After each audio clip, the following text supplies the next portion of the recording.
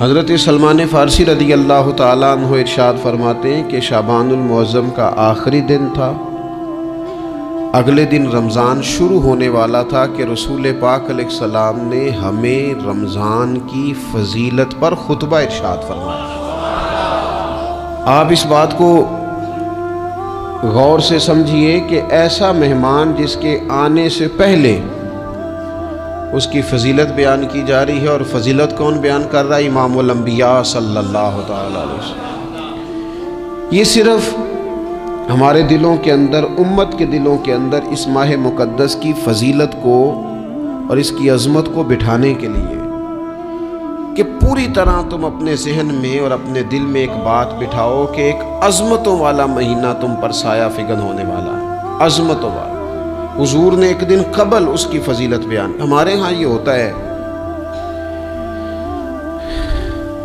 کہ ہم کسی چیز کی اہمیت کو لیتے ہیں لیکن سمجھتے ہیں کہ یہ کوئی روٹین ورک ہے، یعنی نارملی ہر سال رمضان شریف آتا ہے، اپنے وقت کے حساب سے چاند بدلتا ہے اور اپنے وقت پر رمضان شریف آ جاتا ہے۔ ہم سمجھتے ہیں کہ یہ مطلب روٹین کا ایک معاملہ ہے، ایک روٹین کی چیز ہے۔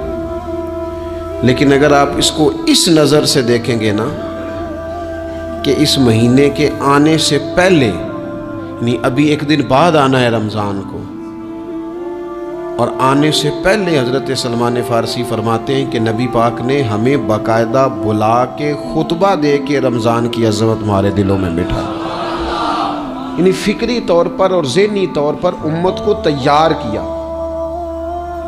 فرمایا تم پر ایک ایسا مہینہ سایہ فگن ہونے والا ہے جو مبارک ہے تمہارے لیے، باعث برکت ہے تمہارے لیے۔ تم اپنے آپ کو ذہنی طور پر تیار کرو کہ ایک ماہ نور تمہارے قریب آ رہا ہے۔ جو رمضان اسلامی عبادات جتنی بھی ہیں نا، وہ مخصوص پوجا پاٹ نہیں، اسلامی عبادات میں سے کوئی عبادت بھی ایسی نہیں جس کا مقصد ہی ہو کہ آپ نے اتنے وقت سے لے کر اتنے وقت تک فلاں عمل کرنا ہے۔ جتنی بھی عبادات ہیں اسلامی، وہ اپنے دامن میں کوئی نتیجہ رکھتی ہیں، کوئی رزلٹ رکھتی ہیں، اس کے ثمرات انسانی زندگی پر مرتب ہوتے ہیں۔ انسان کو تزکیہ نصیب ہوتا ہے، اس کے باطن کو صفائی نصیب ہوتی ہے، اسے خیر کرنے کا موقع ملتا ہے، تربیت کے بہت سارے مواقع اس میں پائے جاتے ہیں، بہت سارے اسرار و رموز کے ساتھ اسلامی عبادات ہیں۔ یہ جو رمضان المبارک ہے نا، یہ جو روزہ ہے، یہ روزہ اپنے دامن کے اندر تربیت رکھتا ہے، تربیت۔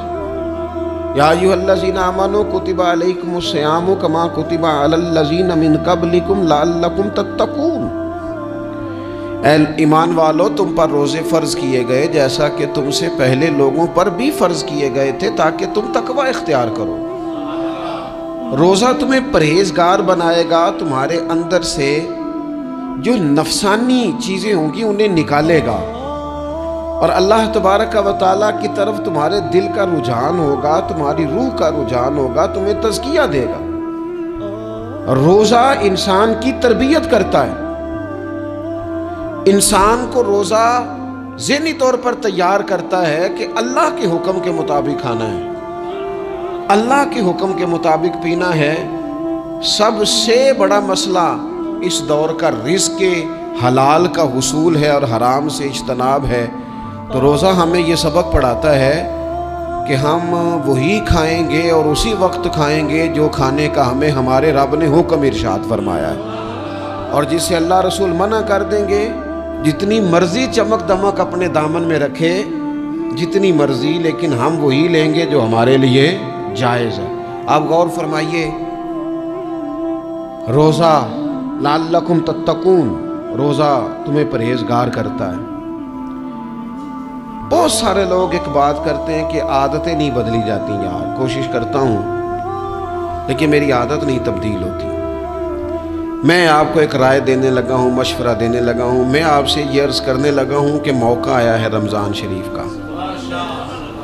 رمضان میں نا بندہ روٹین میں اپنی عادتیں بدلتا ہے۔ کسی کو سویرے 7 بجے کھانے کی عادت ہے، کسی کو 9 بجے کھانے کی عادت ہے، کوئی صبح ناشتہ نہیں کرتا، دوپہر میں ہی کھاتا ہے۔ لیکن رمضان آیا تو عادت بدل گئی۔ 7 بجے والا بھی نہیں کھا رہا، 9 بجے والا بھی نہیں کھا رہا، دوپہر والا بھی نہیں کھا رہا، سارے سحری میں کھا رہے ہیں۔ عادت بدل گئی، بالکل طبیعت بدل گئی، روٹین چینج ہو گئی۔ کوئی اٹھ رہا تھا صبح فجر میں اللہ کی توفیق سے، اللہ تعالیٰ معاف فرمائے، تو کچھ ایسے بھی تھے جو 9-10 بجے اٹھ رہے تھے، کچھ الحمدللہ فجر پڑھ کے چلو کسی وجہ سے پھر سو گئے، 10-11 بجے اٹھ رہے تھے، روٹین بدلی ہوئی تھی۔ رمضان آیا تو بدل گئی، سارے سحری میں اٹھ رہے ہیں، تہجد کے وقت سب کی آنکھ کھول رہی ہے، بالکل روٹین بدل گئی، حالات بدل گئے، معاملات تبدیل ہو گئے، اوقات تبدیل ہو گئے، دفاتر کے ٹائم تبدیل ہوئے، اسکولوں کے نظام تبدیل ہوئے، مدارس کے اوقات تبدیل ہوئے، ہر چیز کے اندر تبدیلی آئی۔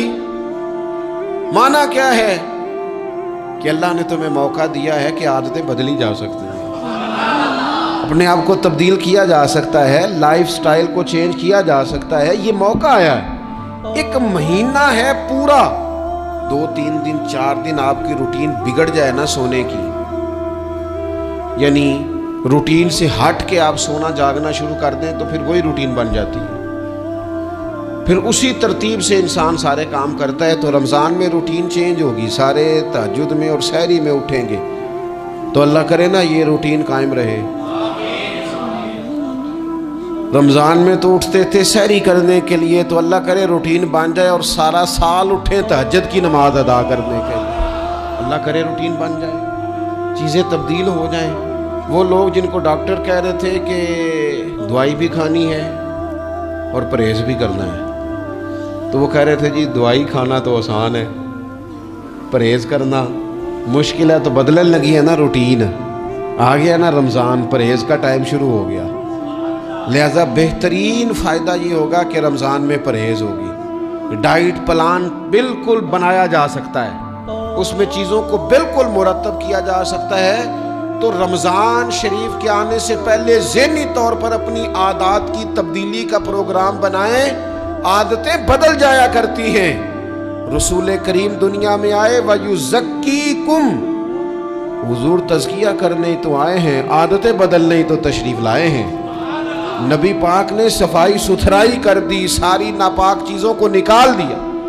تو روٹین دیکھیں کہ رمضان میں تقوی کے حصول کے لیے اپنی عادات کو تبدیل کرنا ہے، اور اس کے لیے ذہنی طور پر اپنے آپ کو تیار کریں۔ وہ جو کہتے ہیں بچے سویرے نہیں اٹھتے، وہ روٹین بنا لیں، یہ موقع آیا ہے، ابھی سے ارادہ کر لیں کہ جناب ہم نے اس ترتیب سے اپنے گھر کو، ماحول کو، بچوں کو اس ترتیب سے ہم نے مرتب کرنا ہے چیزوں کو۔ یہ آپ ارادہ کریں، اللہ تعالیٰ مدد فرمائے گا۔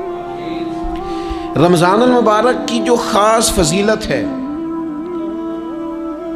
اس خاص فضیلت کو رمضان آنے سے پہلے ذہن میں بٹھا لیں،